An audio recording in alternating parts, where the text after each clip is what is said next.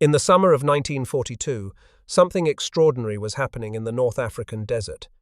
Small columns of modified American Jeeps were racing across hundreds of miles of open sand, slipping past German and Italian positions and appearing out of nowhere to attack enemy airfields with devastating effect. A handful of men in these vehicles claimed to have destroyed more Axis aircraft than the Royal Air Force managed through conventional air combat during the same period, and they nearly never existed at all. The Special Air Service, founded in July 1941 by a 25-year-old lieutenant on crutches, began as one of the most audacious gambles in British military history. A unit of fewer than 70 men proposed to achieve what entire brigades could not. The SAS's North African campaign, spanning from its catastrophic first operation in November 1941 to David Stirling's capture in January 1943, claimed destruction of an estimated 250 to 400 enemy aircraft. While these figures remain disputed against German records, what is undeniable is that the unit forced Rommel to divert precious frontline troops to guard rear area airfields. The unit that British military bureaucrats actively wanted to fail became the template for every modern special forces organisation in the Western world. The story of how this happened is also the story of a vehicle, not a British vehicle at all, but an American one. The Willys Jeep, designed in Toledo, Ohio, as a simple general-purpose runabout, would be transformed by British ingenuity into the deadliest desert raider of the Second World War. But to understand how that transformation occurred, we must first understand the men who made it happen and the desperate circumstances that gave birth to their unit. By the summer of 1941, the British position in North Africa was precarious. The Desert Fox, German Field Marshal Erwin Rommel, had arrived in Libya in February with his Afrika Korps and immediately begun pushing British forces back toward Egypt. The garrison at Tobruk was besieged. The Royal Air Force was struggling to maintain air superiority over the Libyan airfields from which German and Italian aircraft launched attacks on Allied shipping and troops. Something had to change, and it would take an unconventional mind to see what that something might be. David Stirling was, by most conventional measures, a terrible soldier. Born on the 15th of November 1915 in London, at 15 Cambridge Square, to a Scottish aristocratic family, he was the son of Brigadier General Archibald Stirling of Keir. The family seat, Keir House in Perthshire, was where he spent his childhood, but London was his birthplace. Educated at Ampleforth College and sent down from Cambridge University, after a year of drinking and gambling, he stood 6 feet 5 inches tall, with the build of the mountaineer he had trained to become before the war, interrupted his plans to climb Everest. Stirling had joined the Scots Guards Supplementary Reserve in 1937 and served with No. 8 Guards Commando under Colonel Robert Laycock as part of Layforce.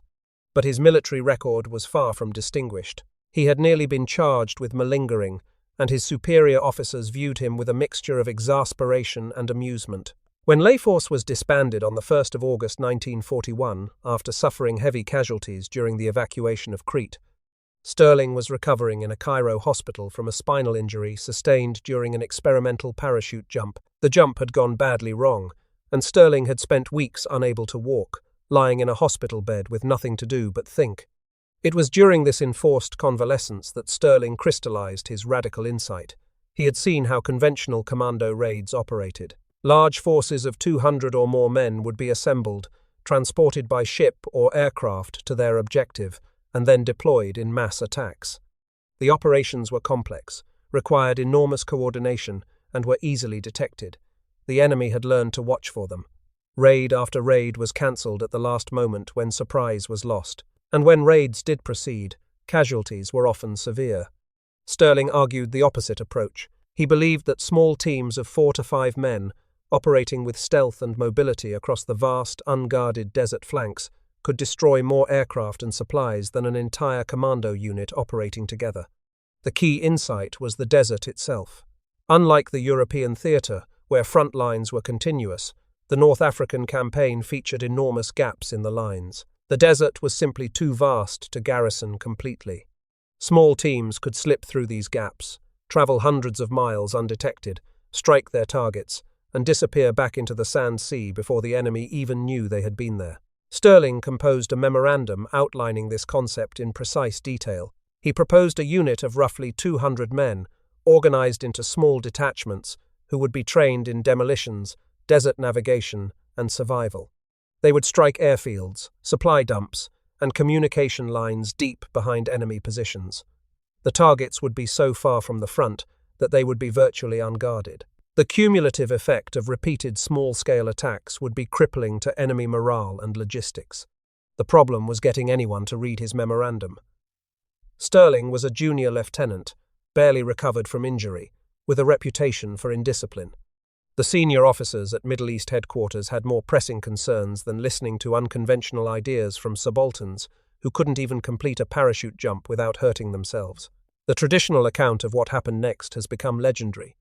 It holds that Stirling, still on crutches, bluffed and climbed his way past sentries at Middle East headquarters in Cairo, slipping under a gap in the perimeter fence when guards refused him entry. Moving as quickly as his injured back would allow, he made his way into the headquarters building and stumbled into the office of Major General Neil Ritchie, Deputy Chief of Staff. Before anyone could throw him out, he handed over his memorandum.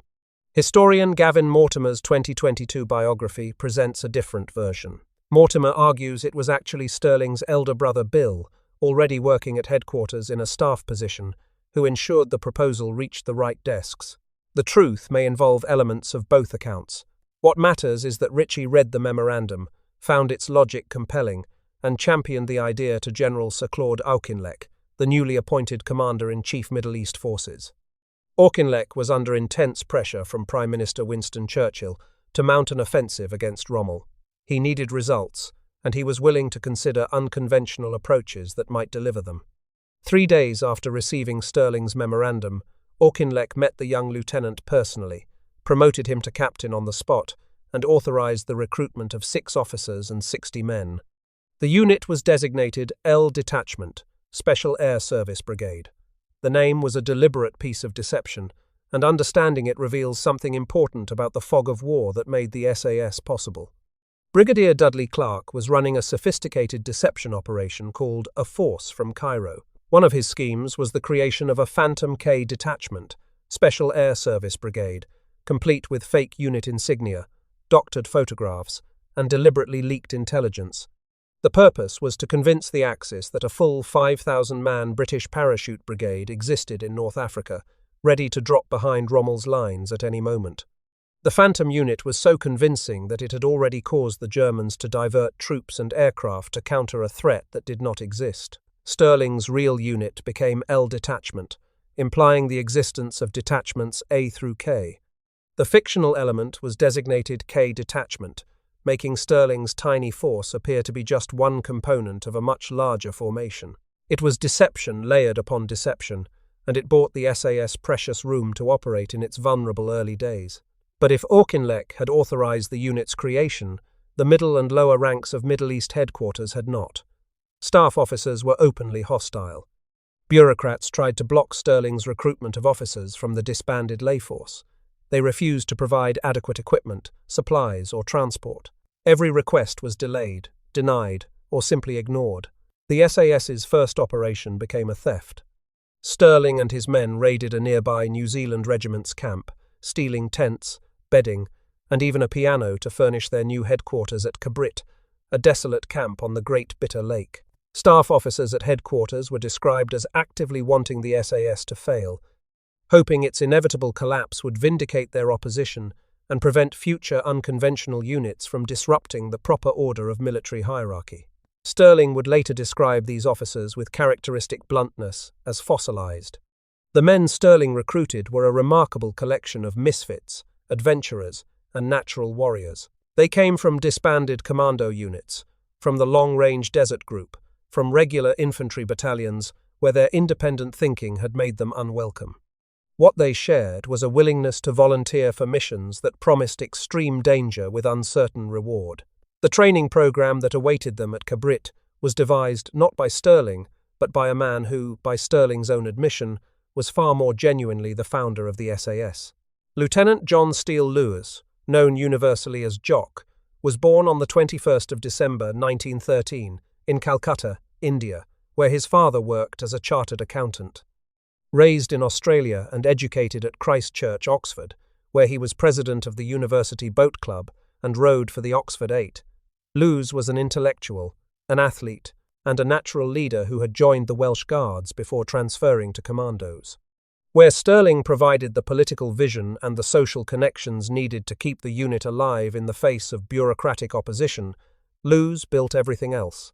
He designed the training program, a punishing regimen of desert survival, weapons handling, demolitions, and celestial navigation that would transform civilian soldiers into silent killers, capable of operating for weeks behind enemy lines. He established the principle that every SAS man must be trained in every skill, so that a team could continue to function even after suffering casualties.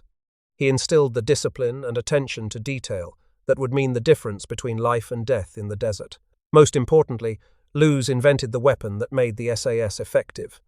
Existing demolition charges were poorly suited to destroying aircraft. Standard explosives would blow holes in fuselages but often left aircraft repairable.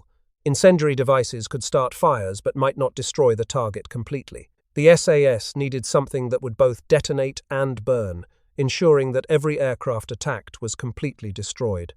After weeks of experimentation, Lewes developed his solution. The Lewes bomb consisted of roughly 1 pound of plastic explosive, designated Nobel 808, mixed with approximately a quarter-pound of thermite and bound with diesel oil. Additional components included steel filings and a 2-ounce dry gun cotton booster with a 30-second time delay fuse. The complete device weighed about 1 pound, small enough that a single man could carry a dozen of them. When detonated, the explosive would rupture fuel tanks, while the thermite would ignite the aviation fuel, ensuring complete destruction. It was elegant, portable, and devastatingly effective. Every aircraft killed by the SAS in their foot-borne raids was killed by a Lewes bomb. The third founding member of what would become the SAS's wartime leadership was as different from the aristocratic Stirling and the intellectual Lewes as it was possible to be. Blair Robert Mayne was born on the 11th of January 1915 in Newtownards, County Down, in what was then Ireland. The son of a prosperous family, he had become a qualified solicitor, but his true calling was violence, the controlled violence of sport and the uncontrolled violence of combat. Mayne was the Irish University's heavyweight boxing champion. He won 6 international rugby caps for Ireland, playing as a lock forward between February 1937 and March 1939. In 1938, he toured South Africa with the British and Irish Lions, earning 3 test caps. He stood 6 feet 3 inches tall and weighed 217 pounds, most of it muscle.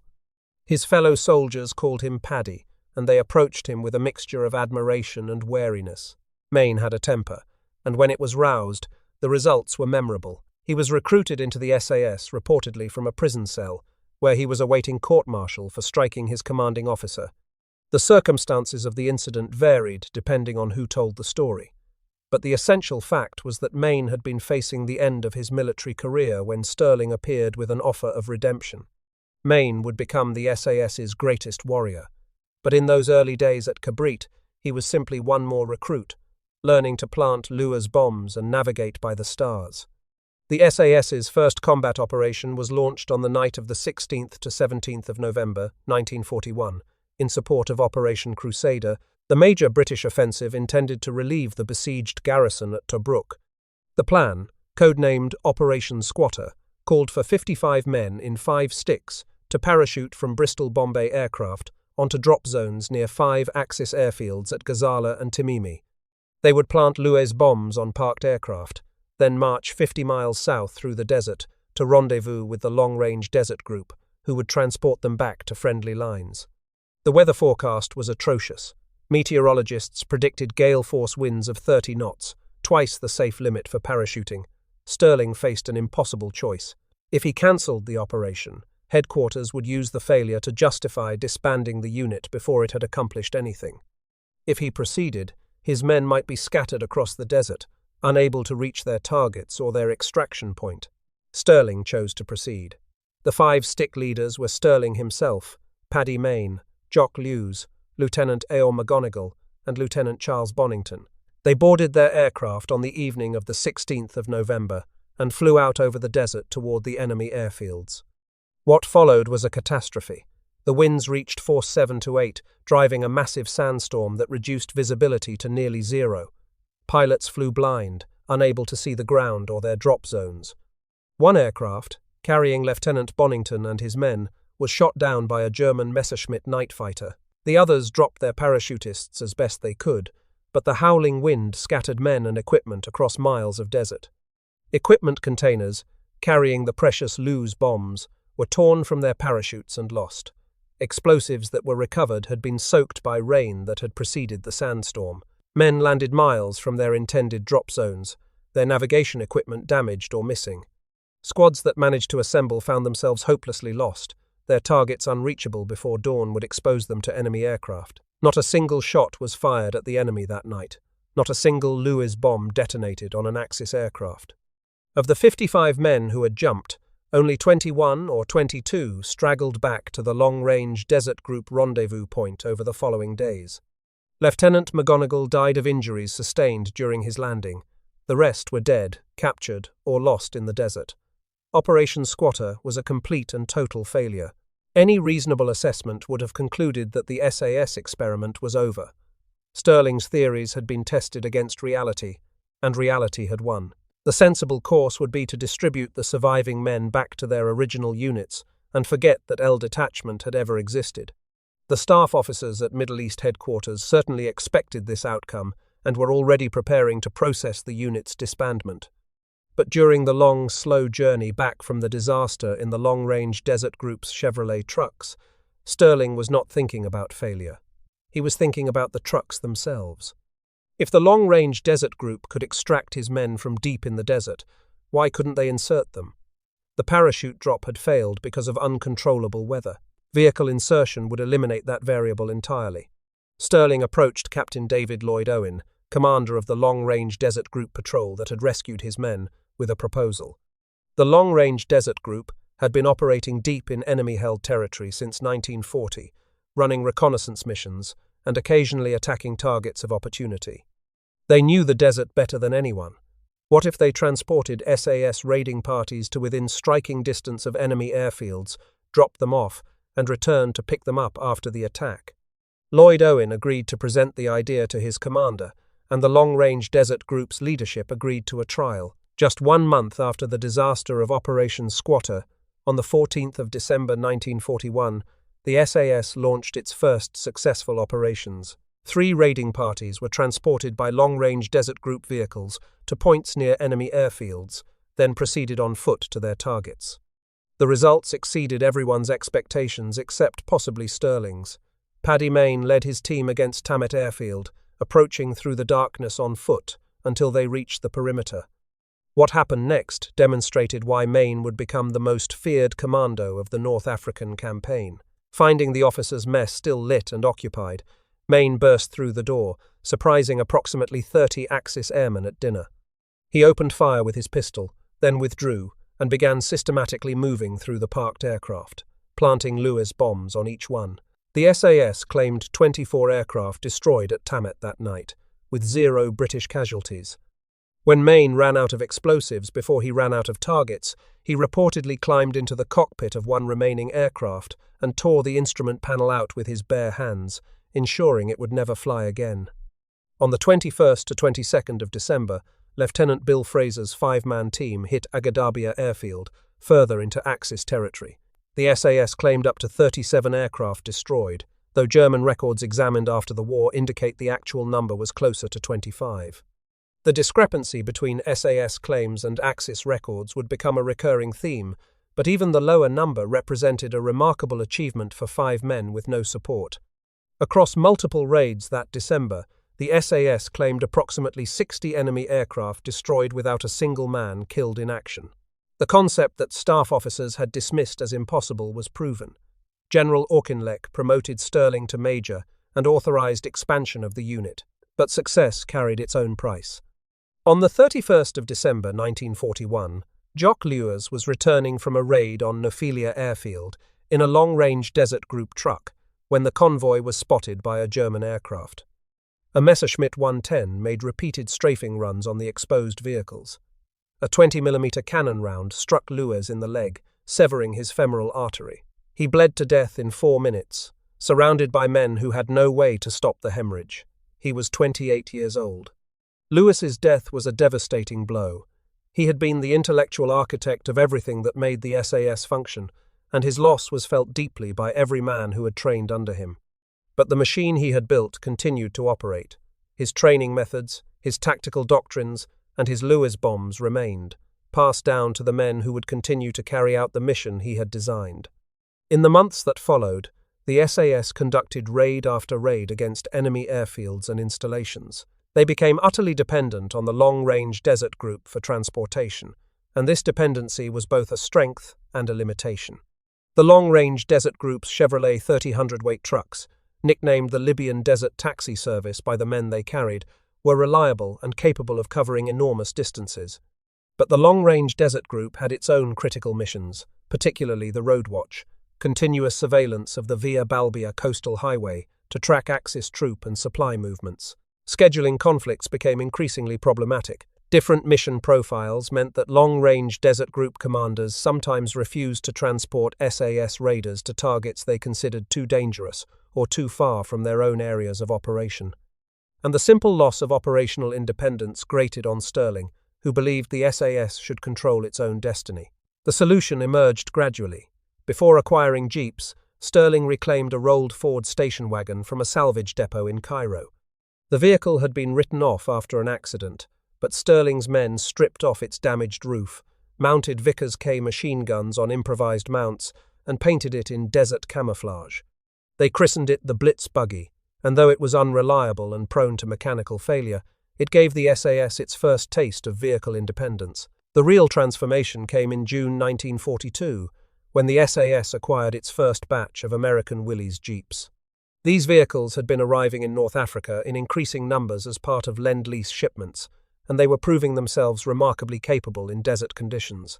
By July, at Paddy Mayne's urging, Stirling returned to Cairo to procure a larger consignment. Through a combination of official requisitions and the unofficial acquisition methods at which the SAS had become expert, the unit soon possessed approximately 16 Jeeps and 20 Bedford 3-ton supply trucks, making them fully independent of long-range desert group transport. But the standard Willys Jeep was not a weapon of war. It was a utility vehicle, designed to carry personnel and light cargo.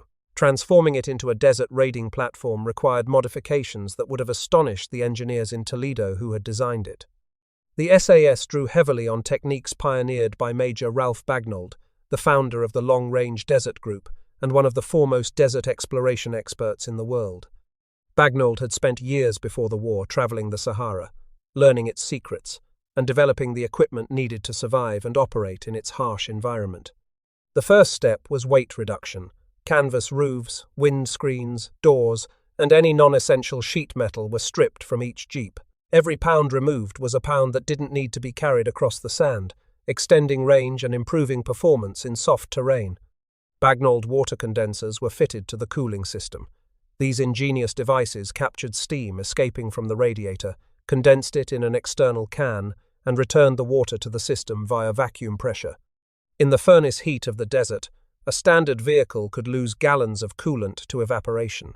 The Bagnold condenser eliminated this problem, allowing vehicles to operate for hundreds of miles without needing to top up their radiators.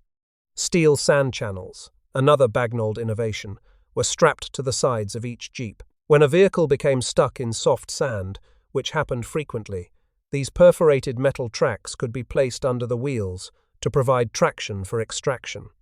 Navigation required special equipment.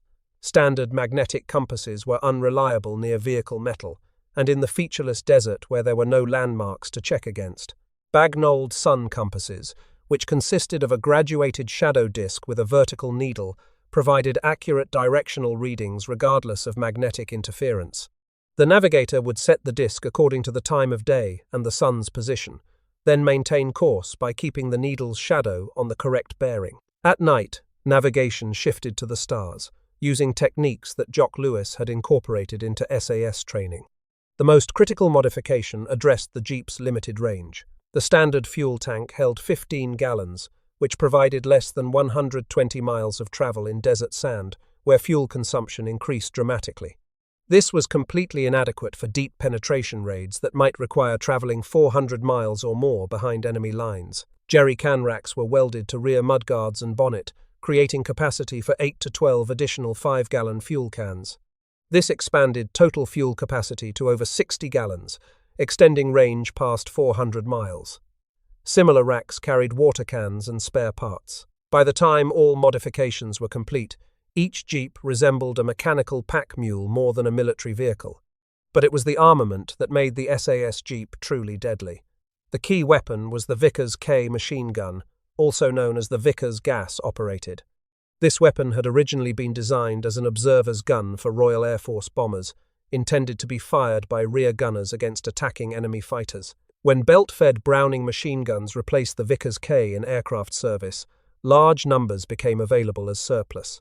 The Vickers K's characteristics made it nearly ideal for hit-and-run ground warfare. Chambered in .303 caliber, the same as the standard British rifle, it could fire at an adjustable rate between 950 and 1200 rounds per minute, significantly faster than the standard German infantry machine gun. It was fed by 100-round flat-pan magazines that could be changed quickly. The complete weapon weighed just 29.5 pounds, light enough to be handled by a single operator. Most importantly for desert operations, the Vickers K's low-friction locking mechanism proved remarkably resistant to the sand that jammed and disabled other automatic weapons.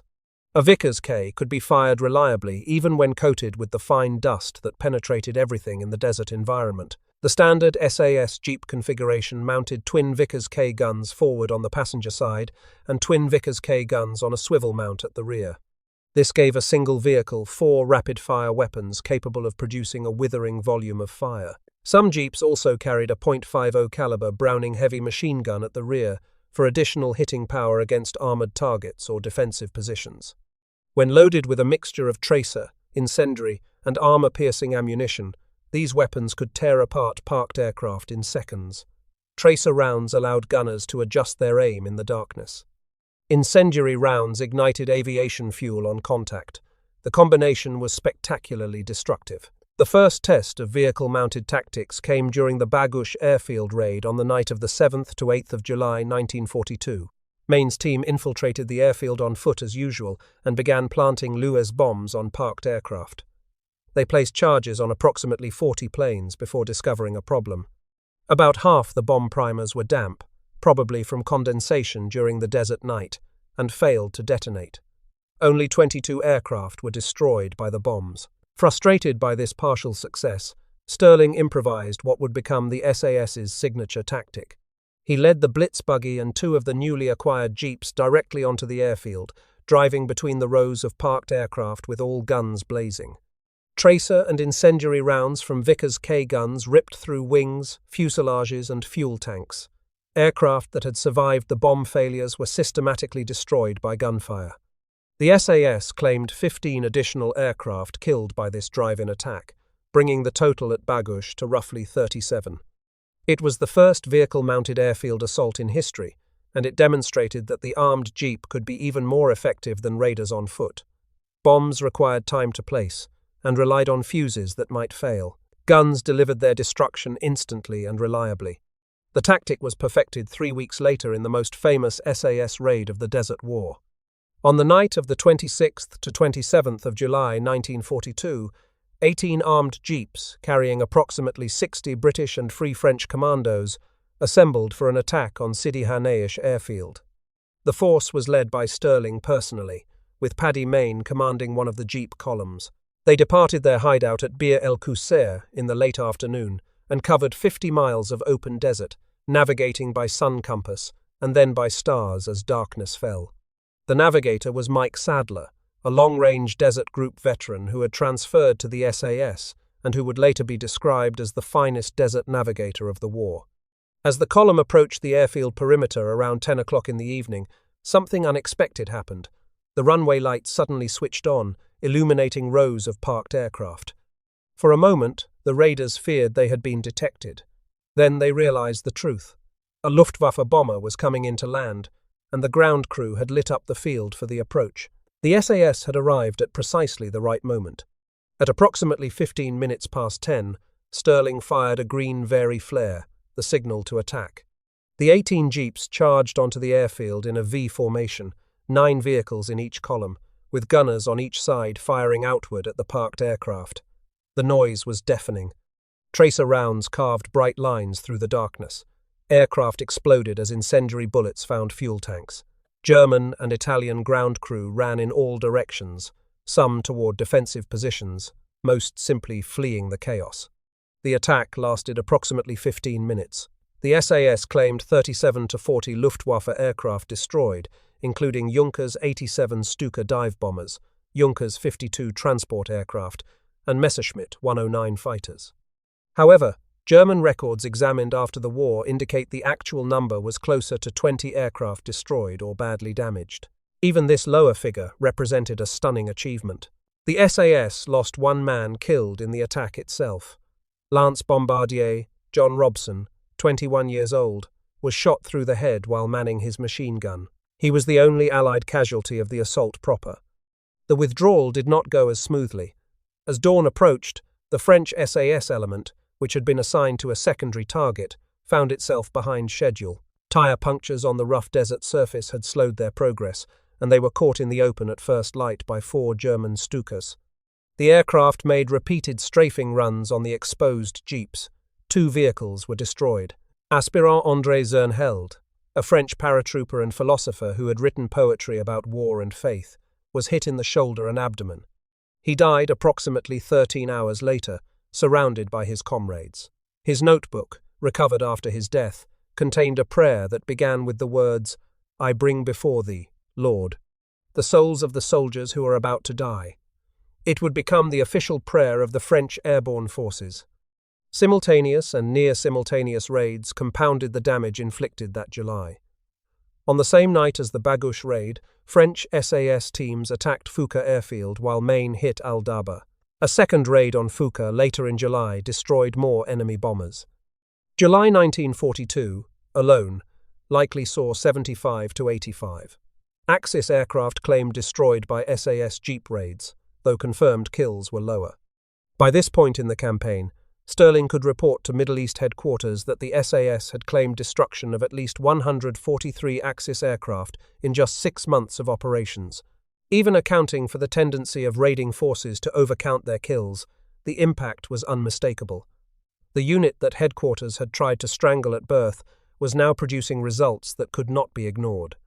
The cumulative effect of SAS raids provoked an increasingly desperate Axis response. Field Marshal Rommel reportedly stated that Stirling and his men caused him more harm and damage than any other unit of similar size within Allied forces.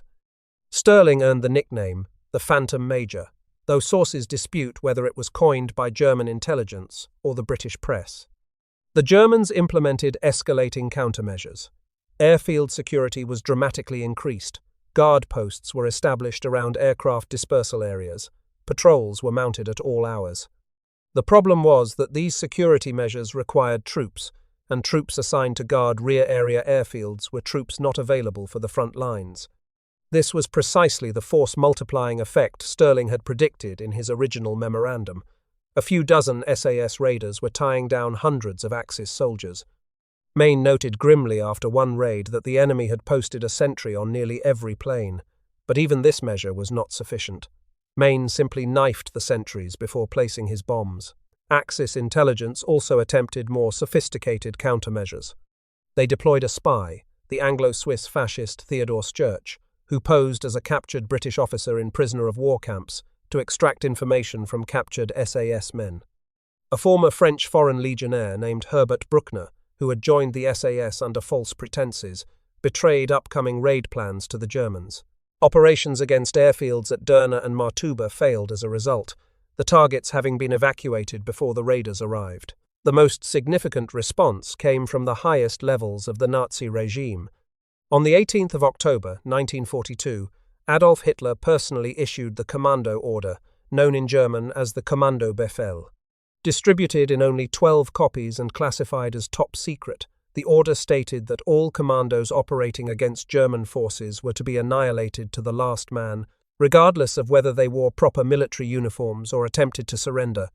The commando order was motivated significantly by SAS operations, along with other commando raids such as the Dieppe Assault and Operation Basalt in the Channel Islands. It was a war crime, a violation of the laws of armed conflict that had protected prisoners of war since the 19th century. At the Nuremberg trials after the war, General Alfred Jodl was found guilty in part for his role in distributing and implementing the order. In June 1942 alone, the SAS claimed to have destroyed an estimated 8% of all German aircraft in North Africa, a staggering proportion for a unit of fewer than 200 men. Even if this figure was exaggerated, even if the actual percentage was half that, the strategic impact was immense. Estimating total aircraft destroyed by the SAS during the North African campaign requires navigating significant discrepancies between sources. The most rigorous academic figure comes from Alan Vick's Rand Corporation study titled Snakes in the Eagle's Nest, which documented 367 aircraft destroyed by all British Special Forces combined in the theatre. This includes not just the SAS, but also the Special Boat Service, the Long Range Desert Group, and agents of the Special Operations Executive. Other historians have produced higher estimates. Author Damian Lewes, citing operational records in an interview with the Imperial War Museums, offered 387 proven and approximately 450 probable destructions attributed to the SAS specifically. Conservative estimates begin around 250. The highest claims exceed 400. SAS overcounting was common and understandable. At Agadarbiya, the unit claimed 37 aircraft destroyed, while Axis records indicate approximately 25. At Sidi Haneish, the SAS claimed 37 to 40, while German documentation shows closer to 20. Men attacking an airfield at night, with bombs and bullets and fire everywhere, naturally overestimated the damage they inflicted. Aircraft already unserviceable might not be counted as losses in Axis records even if physically destroyed. Both sides had reasons to distort the numbers. What cannot be disputed is that a unit, never exceeding a few hundred men, inflicted damage equivalent to a conventional air wing, at negligible cost in men and materiel. The claim that the SAS destroyed more enemy aircraft than the Royal Air Force did in air combat during the same period is broadly accepted by the Imperial War Museums and multiple historians, though it may hold most precisely for specific months of 1942 rather than the entire campaign. Reg-seekings represented another side of the SAS, the working-class backbone that balanced the aristocratic officers and celebrated warriors. Born on the 19th of March 1920 near Ely in Cambridgeshire, the son of a farm labourer, Seekings had enlisted in the army despite being almost completely blind in one eye. Regulations should have barred him from service entirely, but he had memorised the eye chart and fooled the medical examiners. An original member of L Detachment, Seekings, survived Operation Squatter and participated in 10 major raids during the North African campaign. He personally claimed destruction of more than 15 aircraft and rose from private to squadron sergeant major through merit and survival. He earned both the Distinguished Conduct Medal and the Military Medal, decorations normally awarded for extraordinary valour. Historians would later describe him as the great unsung hero of the wartime SAS and the power behind the thrones of Stirling and Mayne. The end of Stirling's personal war came on the 24th of January 1943 in southern Tunisia. The SAS commander was leading a raiding party deep into enemy territory, attempting to become the first 8th Army unit to link up with 1st Army forces advancing from the west. Even Brigadier George Davey had warned him he was pushing too close to the enemy, taking too many risks on too little intelligence. The warning proved prescient. Stirling's party was detected by German patrols and forced to scatter. Stirling himself escaped the initial contact and found refuge among local Arab tribesmen. According to SAS tradition, these Arabs then sold his location to the Germans in exchange for goods or money. He escaped once from German custody, but was recaptured by Italian forces and flown to Rome for interrogation. Stirling proved as resistant to captivity as he had been to authority. He made at least 4 escape attempts from various prisoner of war camps, once getting within miles of Switzerland before being recaptured. Eventually, the Germans transferred him to Colditz Castle, the fortress in Saxony classified as escape-proof, where the most persistent Allied escapers were concentrated.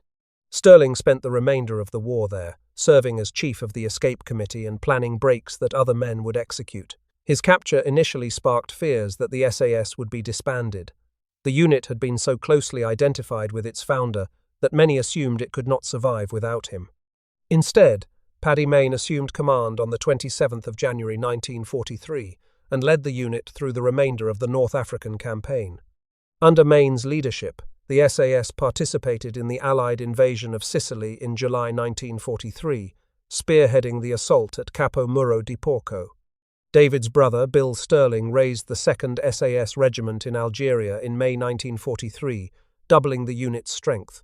By September 1942, even before Stirling's capture, General Auchinleck had already granted the SAS full regimental status, the ultimate vindication of a concept that military bureaucrats had tried to strangle at birth. Paddy Mayne himself survived the war, though not by much. He was killed in a car accident in Northern Ireland in 1955, driving home from a late night out. His wartime decorations included the Distinguished Service Order with 3 bars, making him one of the most decorated British soldiers of the conflict. Even King George VI had inquired why the Victoria Cross had so strangely eluded him. The answer probably lay in Mayne's difficult personality and his history of conflict with superior officers. Valour alone was never sufficient for Britain's highest military honour. Field Marshal Montgomery is said to have remarked that the boy Stirling is quite mad. Quite mad. However, in a war there is often a place for mad people. Whether Montgomery actually said this has never been definitively confirmed, but the sentiment captures something true about how the military establishment viewed the SAS and its founder. The commander of United States Delta Force, the American Special Operations Unit that traces its lineage directly to SAS methods and traditions, later wrote to Stirling with more respect. The common bond between the special forces of the Western world is that we all trace our roots back to you. The SAS's North African campaign represents one of military history's most striking examples of asymmetric warfare before that term existed. A unit conceived by a lieutenant whom the establishment considered an undisciplined gambler, opposed by the very headquarters meant to support it, and nearly destroyed in its first operation, went on to inflict strategic-level damage with tactical-level resources. The core irony is inescapable. The vehicle that made British Special Forces deadly in the desert was not British at all. The Willys Jeep was designed in America, manufactured in Toledo, Ohio, and shipped across the Atlantic as part of Lend-Lease. It was intended as a simple utility vehicle, a way to move personnel and cargo around military installations. No one at Willys Overland or at the United States Army had imagined it bristling with machine guns and racing across enemy airfields at night. The marriage of this humble American vehicle with surplus British aircraft machine guns created a weapons system that no military planner had envisioned. British ingenuity, American manufacturing, and the vast empty spaces of the North African desert combined to produce something unprecedented. The armed Jeep became not just a raiding platform but a symbol of unconventional thinking, of the willingness to improvise, adapt, and overcome that defined the SAS from its founding. What began as 66 men and a stolen piano in a desolate camp on the Great Bitter Lake became the blueprint for every special operations unit that followed. The descendants of L Detachment now serve in the special forces of every Western nation and many others besides. They carry different weapons and drive different vehicles, but they operate according to principles that David Stirling, Jock Lewes, and Paddy Mayne developed in the Egyptian desert more than 80 years ago. The Willys Jeep has long since passed into history, replaced by purpose-built special operations vehicles with armor, night vision, and satellite navigation. But every one of those modern vehicles owes something to the sand-colored raiders that charged onto Sidi Haneish airfield on a July night in 1942, guns blazing, proving that a handful of determined men with the right equipment and the right mindset could change the course of a war.